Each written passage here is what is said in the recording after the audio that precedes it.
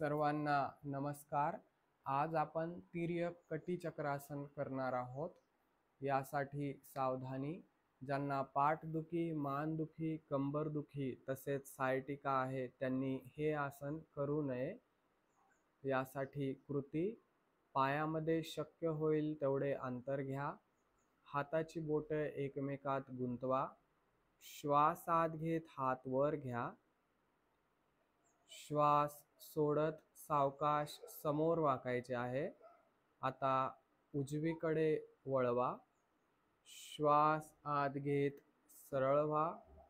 श्वास सोडत शरीर डावीकडे वळवायचे आहे. श्वास आत घेत समोर या. श्वास आत घेत वर या. श्वास सोडत हात खाली घ्या. या आसनामुळं कंबर, खांदे आणि पाठ मजबूत बनते. कमरेवरील अतिरिक्त चरबी कमी होते. पाठीच्या कण्याची लवचिकता वाढते.